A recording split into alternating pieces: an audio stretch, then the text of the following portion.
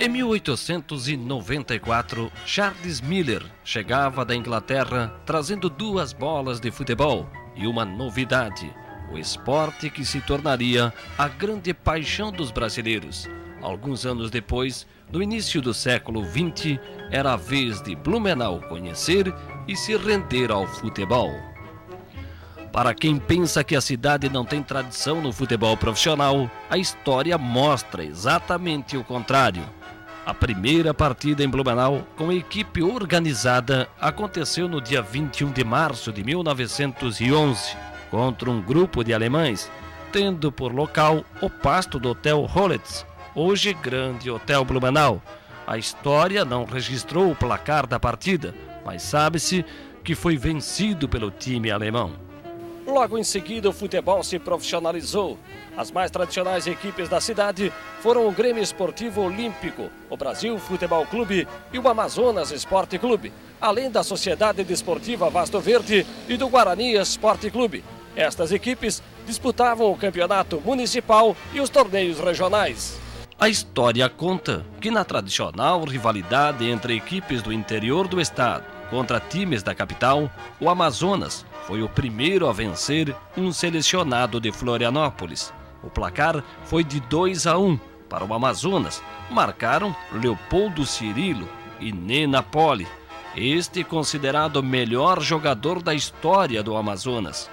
O Clube Alves Celeste, como era chamado, tinha sua base formada por trabalhadores da empresa Garcia. Era um time proletário. O primeiro estádio do Amazonas Esporte Clube ficava aqui, onde atualmente está o 23º Batalhão de Infantaria. Depois, o time jogou em outros locais do bairro, até mudar-se em 1926 para o seu estádio definitivo, junto à empresa industrial Garcia, mais tarde incorporada pela Artex. Essa mudança, ocorrida em 1974, marcava o fim do Amazonas e de uma era no futebol blumenauense, fim marcado pela revolta e desespero de jogadores, trabalhadores da empresa e torcedores que saquearam a sede do clube e levaram o que puderam para guardar uma recordação do amado Amazonas Esporte Clube. Principalmente nos anos 30 e 40, quando ele chegou a ser a agremiação mais forte de Santa Catarina, porque essa entrevista eu fiz com várias pessoas que jogaram no Amazonas há muitos anos e elas me repassaram isso, né? E depois também no novo Amazonas, a partir de 1952, o Amazonas chegou a ser campeão da primeira divisão da Liga de Amadores durante 7 e 8 anos seguidos, e os clubes não queriam mais participar com o Amazonas. Então o Amazonas começou a participar somente em torneios mais regionais, porque os clubes já não queriam mais a presença do Amazonas, porque chegava a ser 7 e 8 anos a fio campeão. Com o fim do Amazonas, muitos de seus torcedores migraram para a Rua das Palmeiras. Aqui era o reduto do Palmeiras Esporte Clube, fundado em 19 de julho de 1919, com o nome de Brasil Futebol Clube. Com o advento da Segunda Guerra Mundial, um decreto presidencial proibiu que times de futebol utilizassem nome de países. Nascia o Palmeiras, alviverde, cuja característica principal era ser um time do povo. A gente jogava praticamente de graça ali nos idos de 1947 e 48. Era um entusiasmo geral. O Palmeiras sempre teve participação nos campeonatos da cidade, vários títulos, mas título estadual que é bom, só o Olímpico em 2 oportunidades, 1949 e 1964. Quer dizer que o Palmeiras, o Brasil, o Palmeiras, depois o Blumenau, com exceção daquele título da Segundona em 87, não sentiu o sabor da conquista de um estadual? Não existia campeonato da segunda divisão. O Palmeiras havia sido campeão estadual em 1932, foi a Florianópolis ganhando o Figueirense de 2-1, mas depois a federação, todas as finais do campeonato estadual eram em Florianópolis. E aí a federação arrumou uma situação irregular de um jogador chamado Emílio, fez o Palmeiras perder, fez o Brasil perder os pontos. A farra foi grande de Florianópolis a Blumenau e no domingo seguinte o clube teve que voltar, a equipe teve que voltar a Florianópolis para decidir novamente com o Figueirense. E aí o Figueirense ganhou por uma contagem bem elevada. Houve uma época em que esteve bem e foi decidir o título estadual com o Avaí em Florianópolis e perdeu por 2-1. Foi vice-campeão outra vez, quer dizer, era assim, né? O destino do Brasil, do Palmeiras, do Beck, sempre foi essa, perseguir um título estadual jamais conquistado. Passou em algumas vitórias, um melhor futebol até 1948, depois caí, mas na realidade havia em nosso futebol jogadores extraordinários. E o número um deles, indiscutivelmente, que deve ser apontado é o de Teixeirinha. Jogar com o Teixeirinha era uma maravilha. Você diria isso com orgulho, como eu digo com orgulho. Tive a participação no Palmeiras, de jogar ao lado de Teixeirinha e entre outros craques também o Juarez, que foi do Grêmio, depois foi campeão pelo Ferroviário em Curitiba, pelo Caxias em Joinville. Enfim, o número de jogadores era bem melhor. E hoje o que é que você vê? Você vê Beck encontrando dificuldades enormes para compor uma equipe, mesmo porque se achar jogador regular já é muito caro. Imagina um jogador bom para resolver a situação. Não há dinheiro que possa pagar. Durante muito tempo não tinha nem a cerquinha, estava completamente aberto, só se treinava e todos os jogos eram feitos no campo do Olímpico. Até que um dia o Olímpico negou o campo ao Palmeiras, num clássico que iria ter lugar no campeonato de 1948. O presidente do Palmeiras, então, um dos grandes presidentes, o Germano Bidowski, tratou de cercar o campo em 3 ou 4 dias, encomendou toda a madeira e será que era um campo de trabalho. E conseguiu fazer o jogo aqui. Então eram pessoas abnegadas que tinham paixão, um amor muito grande pelo clube. Hoje é muito difícil. Hoje você sem patrocínio, sem auxílio de empresas, as empresas, a maioria delas perdeu aquela pomposidade que existia, não consegue nada. Por isso que Beck, Metropolitano e Real, eles vão encontrando sérias dificuldades para manter-se em atividade. Veja você que bem perto daqui, o exemplo de Birama tem o Atlético, o Clube Atlético Hermann Aichinger, que é um exemplo, mas ainda existe um entusiasmo muito grande lá em cima. Blumenau não é fácil você conseguir apoio para o futebol profissional. No primeiro ano, 78, nós montamos uma equipe até relativamente forte, né? O Sérgio Lopes era o nosso supervisor. Nós, para classificar para a fase final do campeonato, que tinha o quadrangular, nós tínhamos que ganhar um jogo aqui da Concordiense. Concordiense já fora do campeonato, com um salário atrasado, 3 meses, nós aqui, nosso pessoal, comendo melão com presunto e tal. E eu cheguei no estádio e o Sérgio Lopes me disse assim: olha, presidente, eu estava conversando com a moçada da Concordiense, se a gente pagar um lanchinho para eles aí, eles entregam o jogo para lá. Eu digo: Sérgio, nós vamos pagar para ganhar da Concordiense no nosso campo, né? Não, os caras com salário atrasado, tudo, vamos ganhar o jogo no campo.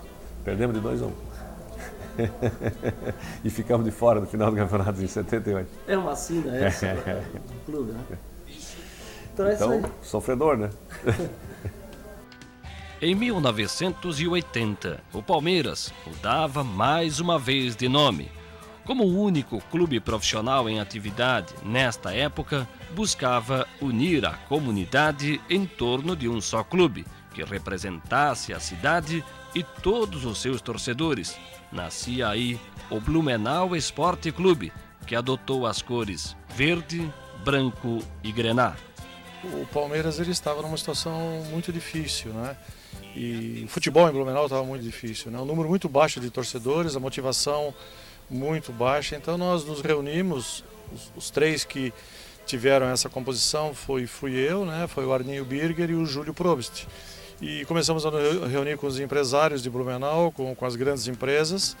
Essas empresas manifestaram credibilidade na nova diretoria, indicaram os próprios diretores ou funcionários de dentro dessas empresas para participar da diretoria. Fechamos um contrato de patrocínio por 2 anos com essas empresas e o Blumenau nasceu dali com uma grande motivação, com torcidas organizadas, com charanga. E o Blumenau entre 80 e 82 sempre foi a primeira renda no campeonato catarinense. Trouxemos e montamos grandes times, né? com jogadores de alta categoria. Esses jogadores eles foram integrados na nossa sociedade, a ponto do nosso capitão ser o Celso Zauer, né, de uma família tradicional e um bom jogador de futebol. Enfim, fizemos um esquema pensando grande e pensando para o futuro. Não tivemos a felicidade de sermos campeões, mas nós chegamos muito perto e com uma grande motivação. Conseguimos na época o estádio do SESI, que era muito difícil, em virtude de todas as implicações que tinha. Enfim, para se conseguir um estádio que fosse abrigar um novo clube. E ali foi o nosso sucesso, né? O estádio sempre lotado, sempre motivado, e vivemos uma grande época naquela fase de 80 a 82. Esta fusão de cores e sentimentos, torcida e paixão, até hoje não foi bem assimilada por parte das torcidas de outros clubes. É o caso dos grenás, torcedores do Grêmio Esportivo Olímpico da Alameda Rio Branco. O clube nasceu com o nome de Futebol Clube Blumenauense. Conta a história que 26 dias após a criação do Brasil Futebol Clube, amigos reunidos numa mesa de bar decidiram pela criação do Blumenauense, desfraldando uma bandeira que foi motivo de orgulho para o futebol profissional de Blumenau.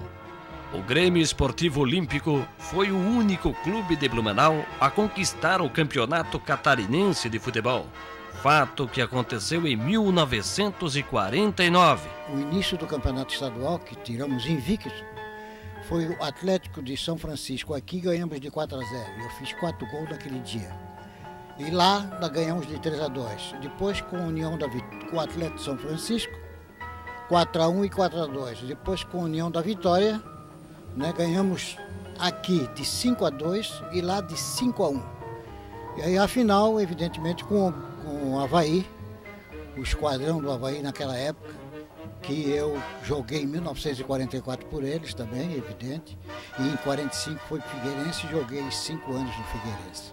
Mas o campeonato estadual invicto em 1949, nós disputamos contra o Avaí, aqui 7-1 e lá 4-1. No esporte a gente vive um momento, mas ficou, né, enraizado até hoje na população blumenauense. Em 1964, em meio às dificuldades financeiras e depois de mais de um ano de disputas numa verdadeira maratona que foi aquele campeonato, o Grêmio Esportivo Olímpico estava de novo decidindo o título estadual. Além destes, outros 2 clubes fazem parte da história do futebol profissional de Blumenau, a Sociedade Desportiva Vasto Verde e o Guarani Esporte Clube. Na década de 20, um grupo de jovens, liderado por Arnoldo Hertel, passou a jogar o futebol em terrenos particulares do bairro Itopava Norte. Anos depois, era fundado o América Futebol Clube. Era uma outra época, com certeza, a ponto do time se deslocar aos locais dos jogos em carroças e carros de mola. Por causa do mesmo decreto governamental, no início da década de 40, a equipe mudou o nome para Guarani Esporte Clube, que em 1963 vencia o campeonato da Liga Blumenauense de Futebol e ganhava o direito de participar do campeonato estadual. 3 anos mais tarde, no entanto, o Guarani abandonava os gramados profissionais para se dedicar ao esporte e lazer de seus associados. Não era uma decisão. O Vasto Verde igualmente nasceu de um grupo de amigos do bairro da Velha, interessados naquele esporte que arrebatava multidões. Foi na época da guerra, porque na época da guerra não havia outras competições ou outro modo de diversão a não ser o futebol. O futebol era livre, não tinha nada, mas bailes sociais não existiria mais, então o povo aí, a juventude se juntou aos domingos à tarde, se reuniram e compraram uma bola em frente da casa comercial do senhor Paulo Mantão. Paulo Mantão, que era o presidente e fundador. O grande pulo que o Vasco Verde deu naquela época, quando construiu o primeiro campo foi construído por mim em 1947. Era justamente lá onde hoje se encontra a Loja Herkenhof, naquela rua, não me lembro o nome da rua, lá nos fundos, lá embaixo, existia Nós fizemos um campo de futebol que não tinha as metragens que devia ter, mas deu para competir e deu para fazer alguns jogos lá da segunda divisão. Se o senhor tivesse que voltar no tempo, faria tudo de novo? Bom, talvez sim, mas talvez também não posso dizer, porque na época a gente não tinha nada de diversão. A gente morava lá no sítio, morei no sítio. E não tinha outra diversão a não ser ver o futebol. Eu não conhecia futebol praticamente. Antes de ir lá na reunião para fundar o Vasco Verde, eu não ligava ao futebol, nem ouvia, não tinha rádio, não tinha nada, não tinha televisão. E nada disso era motivo de ter alguma coisa na vida, né? A não ser jogar carta. Isso é a única coisa que tinha. Senhor Henrique, e o Vasco Verde time de futebol? O Vasco Verde time de futebol, de início foi duro também, mas quem organizou bem o futebol foi o meu sucessor, o senhor Frederico Bruto, falecido, mas ele organizou o futebol e deu um grande passo para comprar esse terreno aqui onde está hoje o Vasco Verde. E com a diretoria, eu fiz parte da diretoria até mais ou menos 48, 49. Aí eu saí, eu fui para a Velha Central, o Clube de Cacetinho Velha Central, como selador lá do clube, Aí fiquei uns anos lá, aí não tive contato mais com o Vasco Verde, né? Fica um pouco de saudade daquela época? Eu me lembro todos os dias e às vezes a gente assim passa uma noite sem dormir, a gente se lembra desses tempos. Foi gratificante naquela época, foi gratificante. Bom tempo aquilo. Foi suado para conseguir essa praça nova aqui que está aqui embaixo.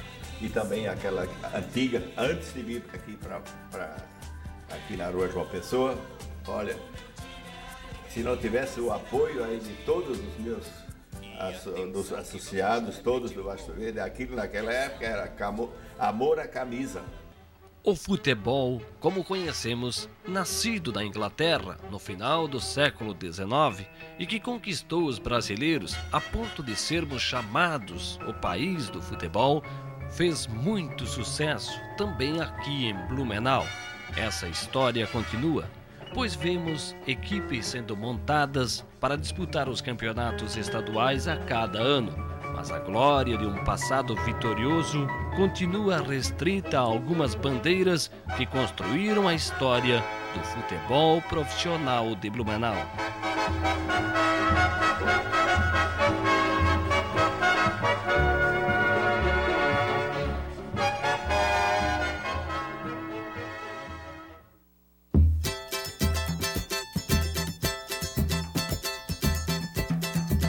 Fique de olho no apito, que o jogo é na raça e uma luta se ganha no grito.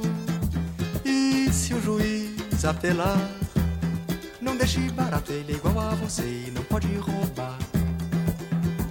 Fique de olho no apito.